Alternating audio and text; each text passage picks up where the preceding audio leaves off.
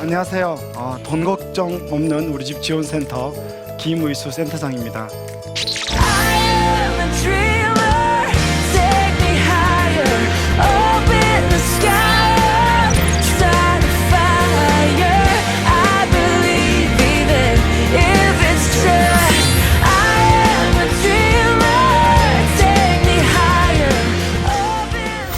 오늘은 크리스천의 재정 관리 중에서 첫 번째 우리가 왜 빚지는지 하고 또 우리가 돈을 어떻게 관리하는지 부분에 대해서 좀 이야기를 좀 할까 합니다. 지금 대부분 한국에서 한 30대, 40대에 맞벌이가 계속 늘어나고 있죠. 네, 외벌이가 좋아요, 맞벌이가 좋아요? 왜 맞벌이가 좋습니까? 돈을 많이 버니까? 네, 그래서 이제 사실은 우리 어머님 세대 때는 그러니까 한 20, 30년 전만 해도요 다 외벌이로 살았어요. 기억나시죠? 네, 집에 어머니는 계시고 아버지가 돈을 버는데 그 돈으로 그렇게 풍족하지는 않았지만 부족하지도 않고 살았어요. 근데 지금은 외벌이로 살기 되게 힘들어요. 네, 맞벌이로 사는 이유가 외벌이로 살기 힘드니까 맞벌이로 사는 거죠. 만약에 외벌이로 사는데 충분하면 굳이 맞벌이를 안 해도 되는 거죠. 혼자 살아서도 충분해요. 저축하고 집 사고 차 사고. 그럼 맞벌이 할까요? 하지 않죠. 그러니까 그 맞벌이를 하는 이유 중에 하나가 주로 이제 자매 비전 문제도 있지만 대부분 돈 때문인 거죠. 그래서 이제 몇 가지 이유가 있어요. 왜 우리는 맞벌이를 하는지. 그 첫 번째가 생각보다 요즘 소득 증가율보다 물가가 많이 오르는 거예요. 그래서 우유값 얼마예요? 한 2,400~500원 해서 또 올랐죠. 2,600원, 500원. 네. 불과 2,200~300원에 먹은 것 같은데 그게 물가예요. 그러니까 2,000원 하다가 2,500원 하면 벌써 25% 오른 거죠. 그러니까 500원 오른 게 문제가 아니고요. 25%가 오른 거죠. 그만큼 물가가 지금 무섭게 오르고 있다는 거 하나 하고요. 또 하나가 자녀들 교육비가 정말 많이 들어요. 제가 어릴 때만 해도 구슬치기, 딱지치기 이러면서 실제로 그 자녀 교육비는 부모님이 저에 대해서 그렇게 돈을 안 쓴 것 같거든요. 네, 공부를 잘해서 안 쓴 게 아니고요. 그냥 그렇게 학원을 다니고 그러진 않았는데 요즘은 자녀 교육비 투자 대비 이꼴 뭐예요? 성적. 예. 보통 그렇다더라고요. 그래서 이제 실제적으로 자녀 교육비가 너무 많이 들어가는 거고요. 아이를 낳아서 아이가 대학을 졸업할 때까지가 한 2억 5천 정도 든다니까. 예, 많이 낳을 수도 없고 또 주님께서는 생육하고 번성하라 그랬는데 이 교육비가 또 문제도 좀 되고 있는 거죠.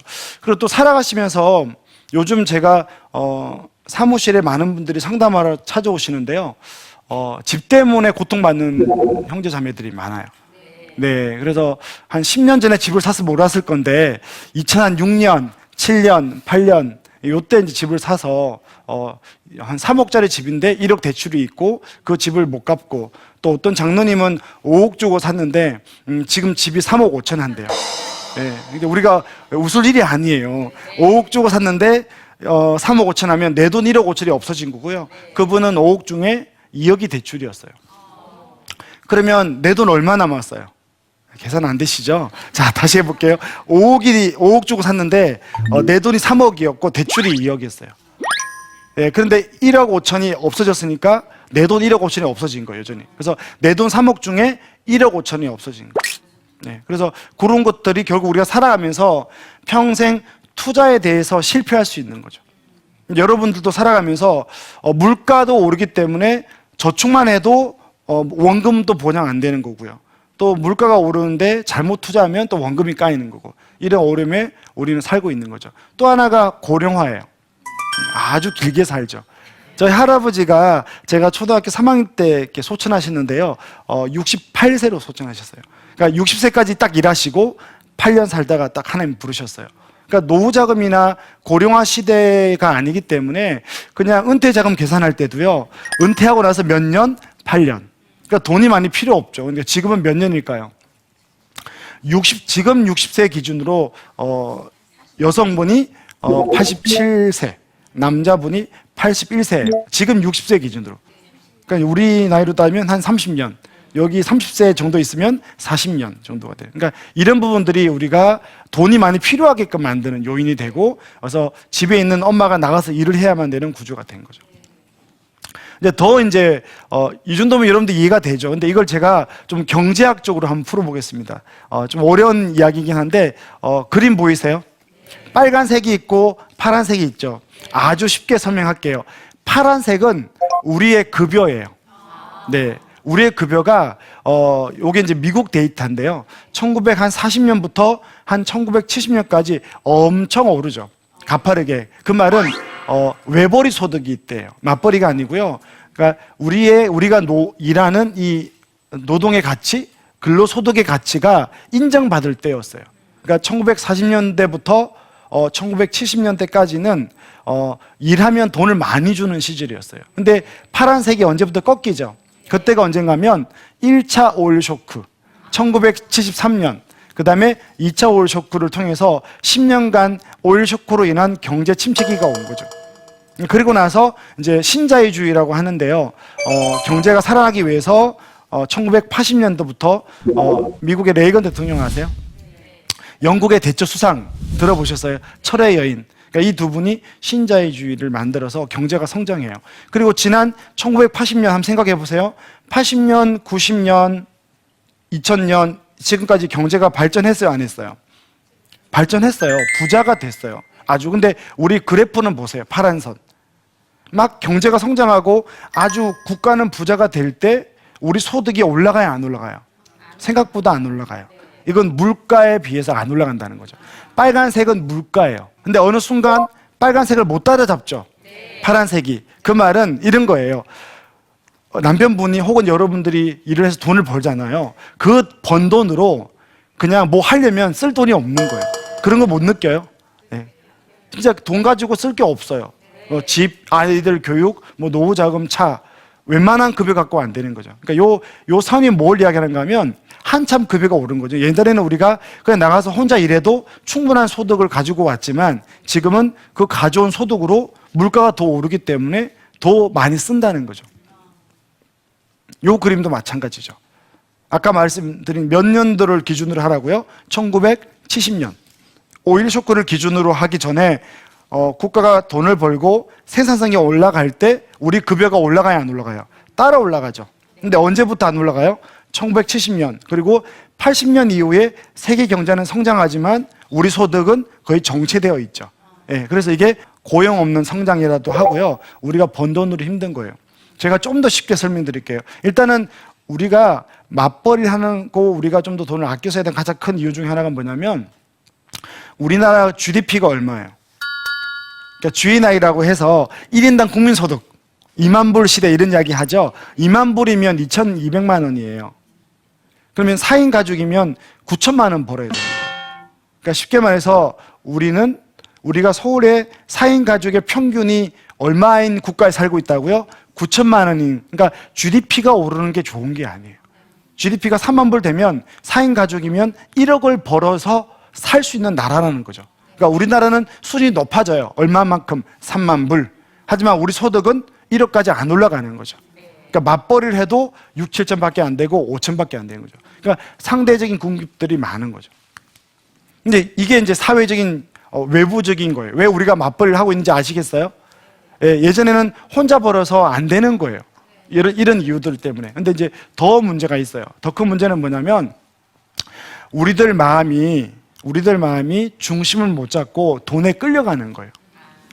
참조틀이란 건 뭐냐면 여러분들이 물건 하나 살 때 이건 비싸다 안 비싸다 생각하는 기준의 틀이에요.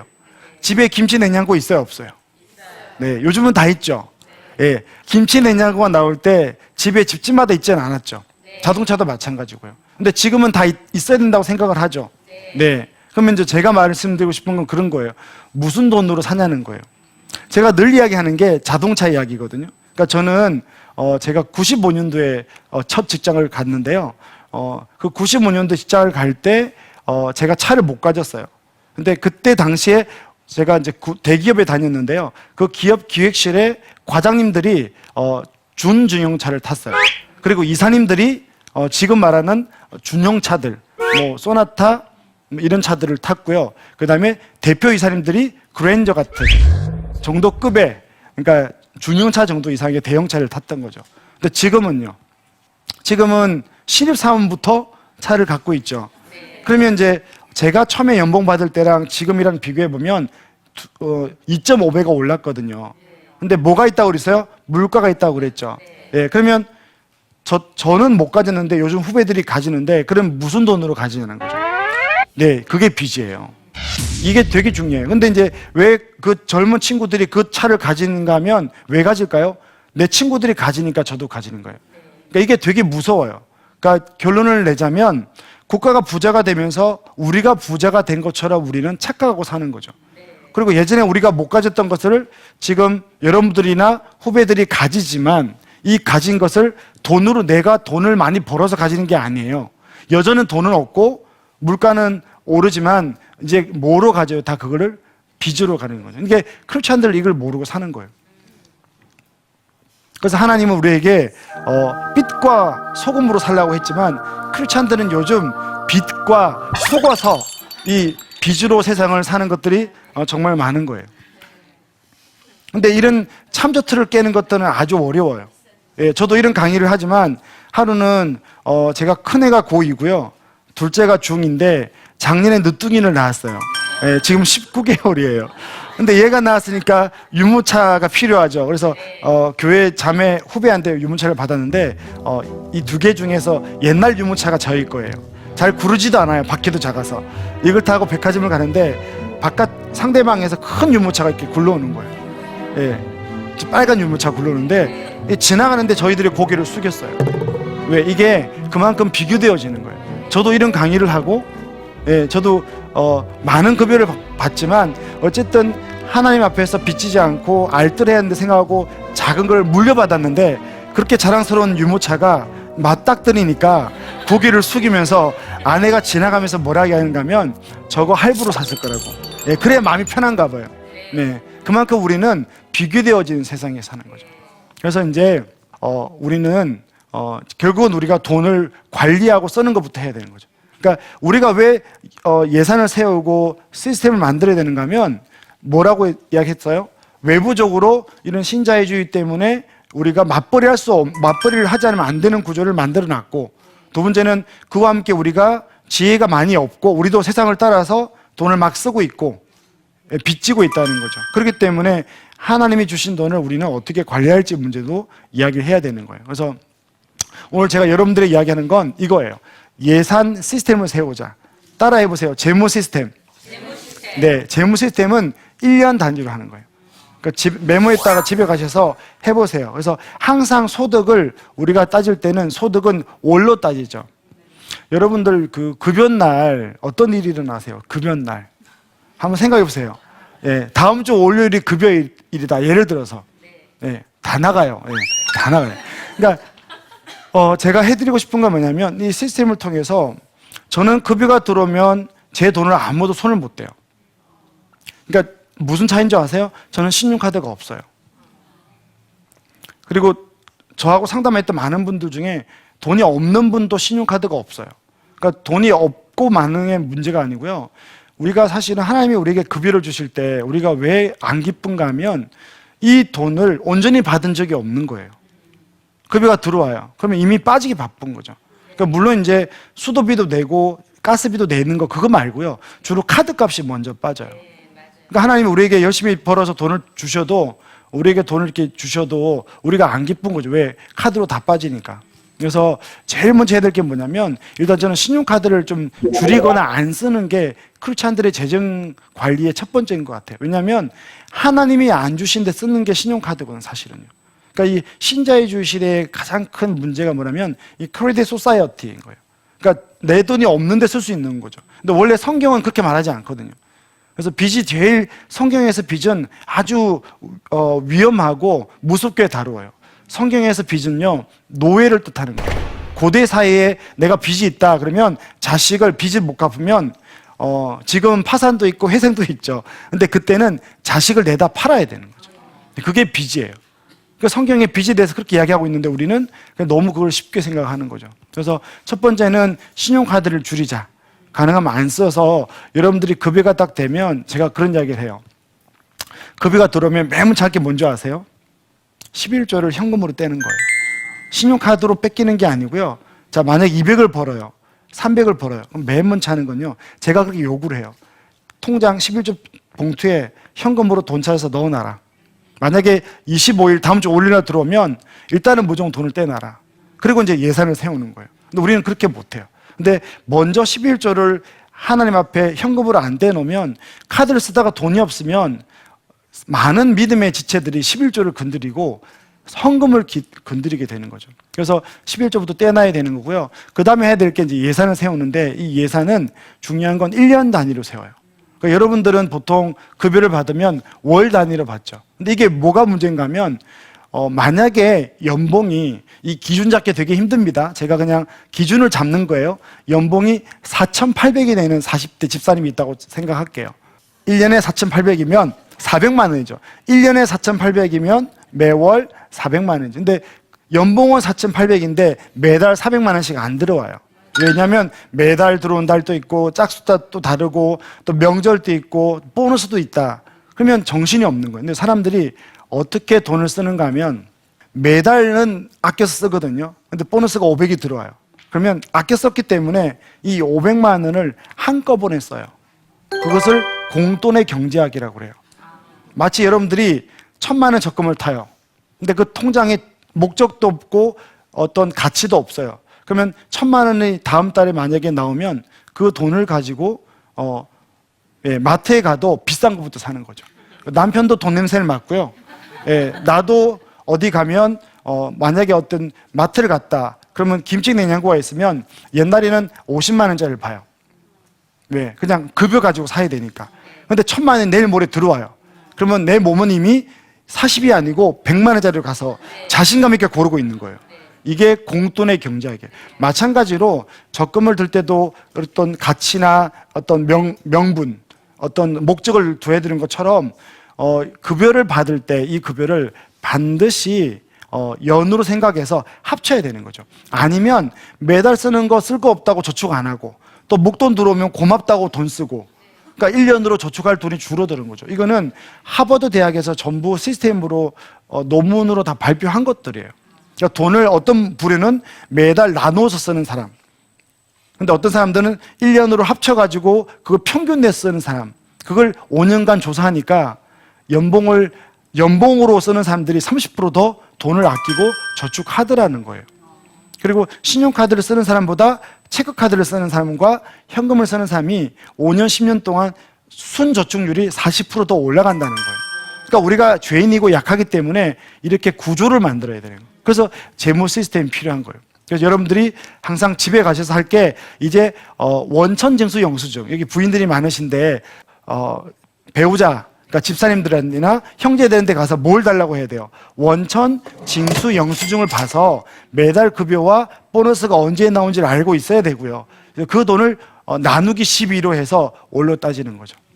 이해가 되세요? 그러면 4,800인데 매달 300씩 들어온다고 생각해요. 근데 내 급여는 얼마라고요? 400만 원이라고요. 그건 다른 거예요. 그죠? 4,800을 잡고 매달 400으로 계산해서 저축하는 것과 그냥 300만 원씩 들어오고 중간중간에 큰 돈 들어오면 쓰는 것은 다른 거예요. 자, 우리는 그러면 내 급여를 얼마로 보자고요?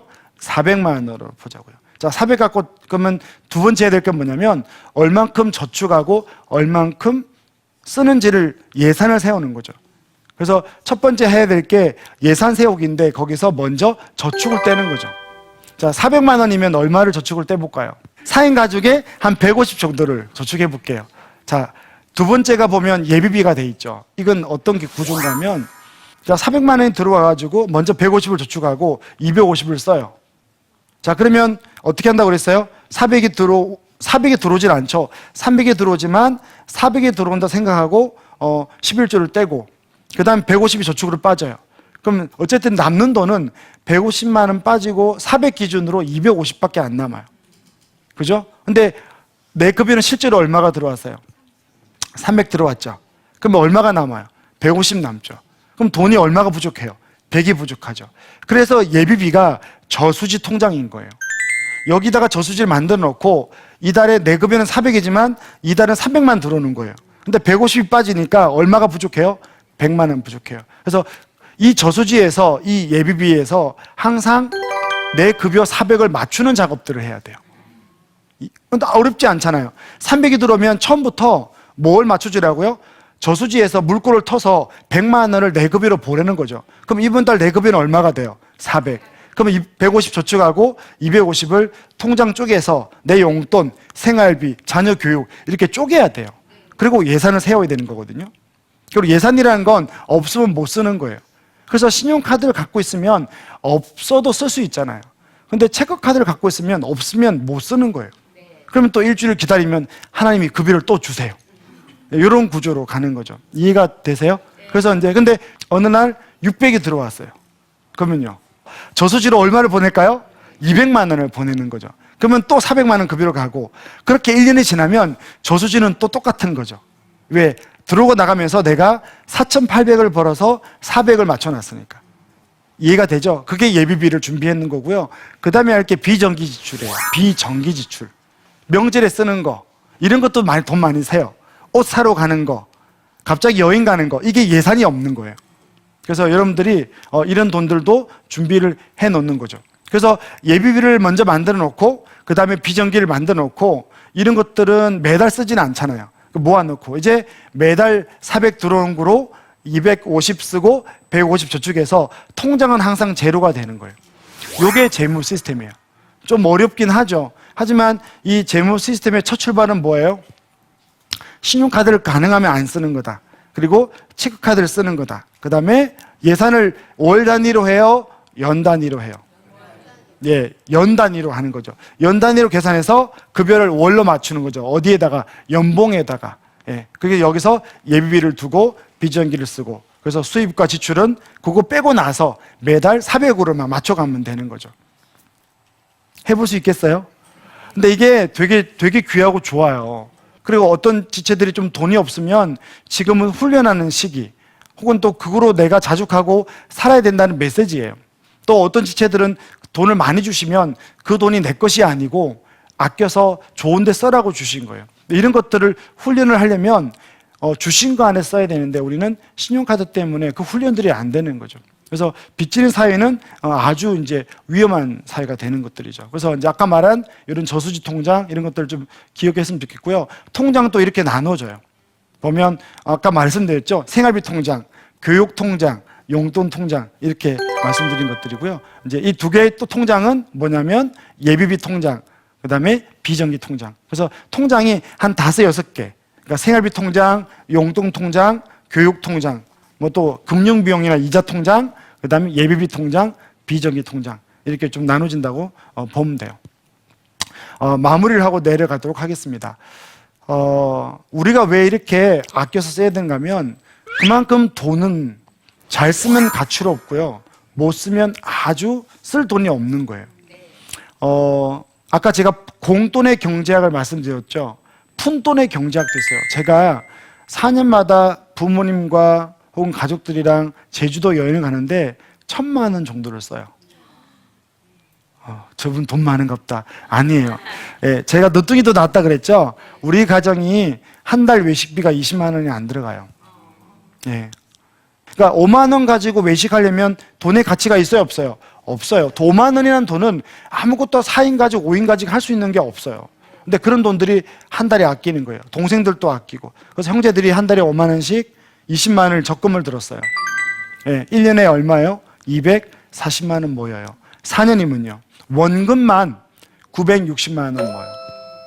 어디 투자 안 해도 돼요. 그냥 원금만 나와도 돼요. 그럼 1,000만 원이죠. 1,000만 원 여행 가는 거죠. 가서 왜 1,000만 원 다 쓰고 오는가 하면 1,000만 원 쓸 때 너무 기쁜 거예요. 대가를 지불하고 기다리고 하면 하나님이 상을 주시는 거죠. 이게 돈을 관리하는 거죠. 왜 재무 시스템을 만들고 제가 아끼고 신용카드 쓰지 말고 이렇게 좀 궁상받게 살아야 되는가 하면 더 돈을 가치 있게 쓰기 위해서요. 우리가 매일매일 커피 한 잔 먹는 거, 돈 쓰는 것들은 못 지키면서 제가 1,000만 원 여행 간다 그럴 때 여러분 되게 눈이 동그래졌어요. 아니 저분이 지금 우리를 약 올리는 거야? 뭐 돈이 많이 버냈지만 얼마부터 출발됐어요? 5만 원이에요. 네. 5만 원은 또 쪼개면 오늘 쓸데없는 물건 하나 사는 거예요. 네. 이해가 되셨어요? 그래서 크리스찬의 재정 관리에서 제일 중요한 건 일단은 하나님의 주식을 가지고 지키는데 가능하면 체크카드를 쓰는 거다. 그리고 시스템을 만들어서 잘 관리하지 않으면 돈은 다 새어나갈 것이다. 그 돈을 잘 관리하고 잘 쓴다면 돈을 가치 있게 쓰는 여러분들이 되리라고 믿습니다. 고맙습니다.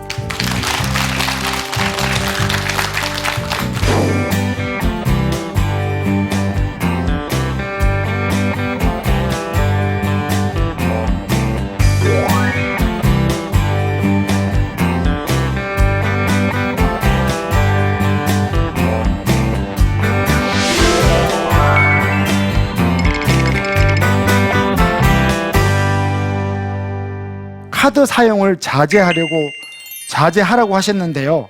요즘에는 카드사의 무이자 할부.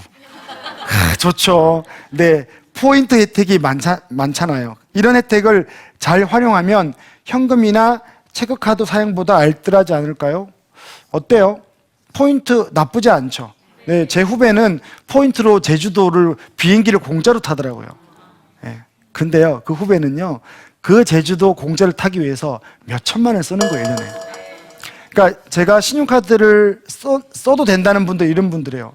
철저하게 자기 관리가 되고, 예, 딱 일단 예산이 있는 거죠. 예를 들면 내 용돈이 30만 원이다. 그러면 자기가 얼마 쓴지를 다 적는 거죠. 용돈 신용카드를 가지고 있는 거죠. 그리고 30만 원 끊어졌어요, 3주 만에. 그럼 아무도 안 만나요. 뭐 예를 들면 택시도 안 타요. 버스도 안 타요. 그러면 신용카드 써도 되죠. 예산 안에 쓰니까. 근데 사람이 그럴 수 있어요? 안 되는 거예요. 그러니까 포인트 잘 여러분들이 한번 1년간 신용카드 산 걸 다 한번 빼보세요. 포인트보다 더 많은 돈을 쓸 수 있어요. 그 포인트는 죄송한데 미끼예요. 그리고 소득공제 받는 것도 신용카드보다 체크카드 소득공제가 더 많아요. 내년에는 신용카드가 급여소득 25% 넘는 거에 한해서 15%가 10%로 줄어들어요. 체크카드는 25% 그대로 남아있어요. 네, 그래서 카드 사용은 포인트가 있긴 하지만 체크카드도 포인트가 있고 그 포인트가 몇백만 원, 몇천만 원 결정적으로 우리에게 도움이 되지는 않는 거죠. 포인트로 주로 뭐해요? 커피 뭐 좀 아끼고 더 먹는 거죠. 그래서 행동경제학적으로 이건 이미 증명이 됐어요.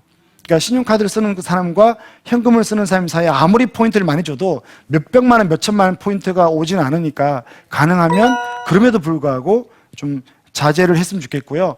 무이자 할부 같은 경우는 그래요. 이것도 행동경제학적으로 이런 거예요. 물건이 300만 원이면 보통 무이자가 11개월일까요? 8개월일까요? 10개월일까요? 10개월 보통 해요. 일반적으로. 계산하기 쉽게끔 해요. 여러분들이 물건이 300만 원이에요. 무이자 10개월이면 한 달에 얼마 내면 돼요? 30만 원. 물건이 40만 원이에요. 무이자 10개월 하면 한 달에 얼마 내요? 4만 원. 요즘은 11개월에서 3만 8천 원 끊어요 또.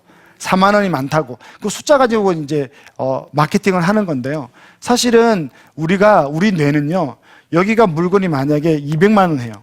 자, 신용카드를 쓰는 분들은 무이자를 쓰는 분들은 이 물건을 살 때 우리 뇌는 20만 원을 기억해요.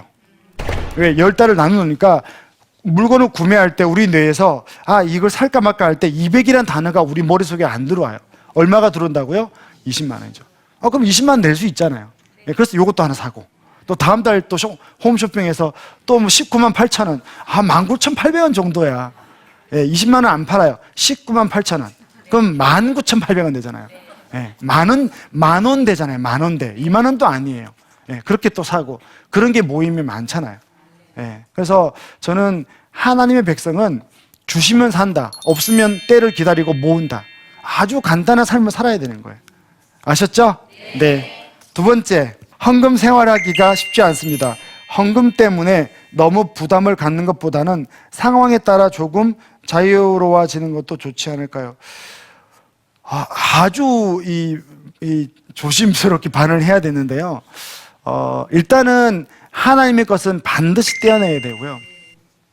제가 이런 분이 있습니다. 부모님의 빚 때문에 그 빚을 갚기 위해서 너무 온 가정이 파탄되는 거예요. 11조를 현금 서비스 받아서 내는 거예요. 상담하러 왔어요. 그래서 같이 기도해주고 축복해주고 하나님께 저도 기도했는데 저의 기준으로는 조심스럽게 말했어요. 하나님이 당신 내는 20만 원, 30만 원 없어서 돌아가시는 분도 아니고 하나님 부자다. 중요한 건 마음을 받는 건데 네가 계속 이 빚으로 이렇게 파산되고 가정이 깨어질 바에는, 그리고 그 돈을 네가 소비해서, 그 형제가 소비해서 한 건 아니니까 기도 중에 다른 걸 아껴서, 그러니까 돈이 있어서 딴 걸 소비하고 헌금을 못 내는 게 아니고 돈이 정말 없어요. 부모님 병치레하고 빚 갚느라고 형제가 결혼도 안 했어요. 그러면 보류하라는 거죠. 그 빚을 빨리 갚고 온전한 11조를 낼 때까지. 저는 그렇게 좀 생각을 하고요. 근데 헌금 생활 잘 못하신 분들이 보면 돈 관리가 안 되는 분들이 많아요.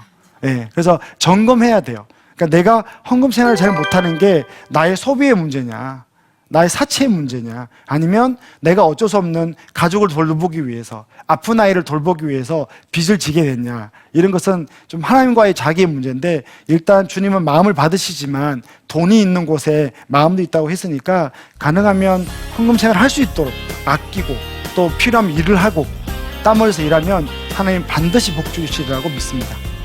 고맙습니다. 우리 받는 급여가 좀 부족하죠. 그래서 맞벌이를 하기도 하고요. 투자는 괜찮지만 투기가 되어서는 안 돼요.